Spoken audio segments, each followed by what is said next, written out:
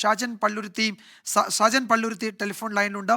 ശ്രീ ഷാജൻ, താങ്കൾ ആം, ആ, എപ്പോഴാണ് ഈ വിവരം അറിഞ്ഞത്? ഇത് എനിക്ക് അങ്ങനെ ചോദിക്കാനേ കഴിയുന്നുള്ളൂ. കാരണം ഏതെങ്കിലും തരത്തിൽ ആരോഗ്യ പ്രശ്നങ്ങളോടെ വിശ്രമിക്കുകയോ ഒന്നും ആയിരുന്നില്ല. സജീവമായിരുന്നു. ഇന്നും ഷൂട്ടിങ്ങിലുണ്ടായിരുന്നു. അതിനുശേഷം അദ്ദേഹം റൂമിലെത്തി. പിന്നീട് എന്ത് നടന്നു എന്നറിയില്ല. ഹൃദയാഘാതമുണ്ടായി എന്നാണ് പ്രാഥമികമായി മനസ്സിലാക്കുന്നത്. ആ, താങ്കൾ അറിഞ്ഞിരുന്നോ നേരത്തെ വിവരം? ഇല്ല, ഞാനിപ്പത് മൊബൈൽ ഇങ്ങനെ ഓൺ ചെയ്ത് ഇങ്ങനെ ഒരു പെട്ടെന്ന് ഇങ്ങനെ സാധാരണ ഇങ്ങനെ വാർത്തകൾ വരുമ്പോൾ നമ്മൾ പല കബളിക്കപ്പെട്ട വാർത്തകളൊക്കെ വരാറുണ്ട് ഇങ്ങനെ. അപ്പോൾ അതാണെന്ന് കരുതി ഇങ്ങനെ നോക്കിയപ്പോൾ അടുത്തതിലേക്ക് നോക്കിയപ്പോൾ പെട്ടെന്ന് ഇങ്ങനെ കണ്ടു. അപ്പോൾ ഓരോരുത്തർ എന്നെ വിളി തുടങ്ങി. ഞാനും വളരെ ഞെട്ടലോട് കൂടിയാണ് ഇങ്ങനെ ഒരു വാർത്ത കേൾക്കുന്നത്. കാര്യം അഭിനയിച്ചുകൊണ്ടിരിക്കുന്ന ആള്, സജീവമായിട്ട് ഓടി നടന്ന് കാര്യങ്ങളൊക്കെ ചെയ്യുന്ന ഒരാള് പെട്ടെന്ന് നമ്മളെ വിട്ടു പോവുക എന്ന് പറഞ്ഞൊരു ഷോക്കാണ് ഇതിപ്പോ. എനിക്കിപ്പോഴും വിശ്വസിക്കാൻ പറ്റിയിട്ടില്ല.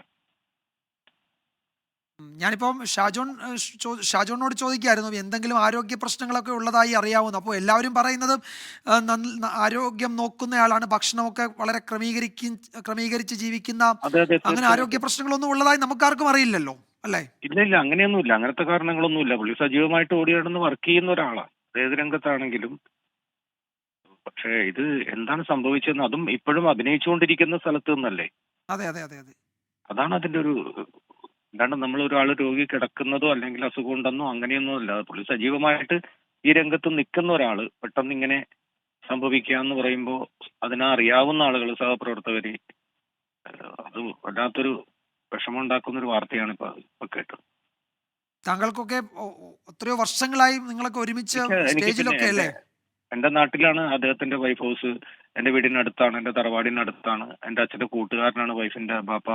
അങ്ങനെ ഏറെ എല്ലാ കാര്യങ്ങൾക്കും അടുപ്പം, ഉം, സ്നേഹബന്ധങ്ങളൊക്കെ ഉള്ള ഒരു ഫാമിലിയാണത്. എനിക്കറിയാവുന്നതാണ്. ഇതിങ്ങനെ അത് കേട്ടിട്ട് ഇപ്പോഴും വിശ്വസിക്കാൻ പറ്റുന്നില്ല. ഇപ്പൊ ആരെങ്കിലൊക്കെ പറയുമ്പോൾ മറ്റുള്ളവരുടെ വാർത്തകൾ ഇങ്ങനെ പലതും വ്യാജനമായിട്ടൊക്കെ ഇറക്കുമ്പോൾ നമ്മൾ അതാണെന്ന് കരുതിയിട്ടാണ് നമ്മൾ തമാശക്ക് നോക്കിയത്. പക്ഷെ പിന്നെ ഓരോരുത്തർ വിളിക്കണ കേൾക്കേണ്ട കഴിഞ്ഞപ്പോൾ നമുക്കിത് എന്ത് മറുപടി പറയണമെന്ന് അറിയില്ല. അങ്ങനെ ആ, ഒരു വല്ലാത്തൊരു വിഷമാവസ്ഥയിലാണ് ഇപ്പൊ ഞാൻ, സത്യത്തിൽ. മനസ്സിലായി. ഈ അടുത്ത നാളിലെങ്ങാനും കാണുകയോ സംസാരിക്കുകയൊക്കെ ഉണ്ടായോ? ഇല്ല, ഈ റെഗുലറായി അടുത്താണ് നിങ്ങളൊക്കെ കണ്ടില്ല. ബന്ധപ്പെടുന്നവരാണല്ലോ. അല്ല, ഇടയ്ക്ക് അങ്ങനെ എന്തെങ്കിലും ആവശ്യങ്ങൾക്ക് അങ്ങനെ കാര്യങ്ങൾക്ക് എവിടെയെങ്കിലും വെച്ച് ഇങ്ങനെ കാണാറും അങ്ങനെ വർത്താനം പറഞ്ഞു പോകുന്നതാണ് ഇപ്പൊ നടക്കുന്നത്. മുമ്പത്തെ പോലെ അങ്ങനെ വേദികൾ കൂടുതലില്ലാത്തതുകൊണ്ട് അങ്ങനെയാണ് സാധാരണ കാണുന്നത്. പക്ഷെ അപ്പോഴൊക്കെ സജീവമായിരുന്നു പുള്ളി. ഇപ്പോഴും പുള്ളി ഏതൊക്കെ പടങ്ങളിൽ അദ്ദേഹം അഭിനയിച്ചുകൊണ്ടിരിക്കുകയാണ്. അതിനുശേഷം ഇപ്പോഴും സൈറ്റിലാണ്. മനസ്സിലായി.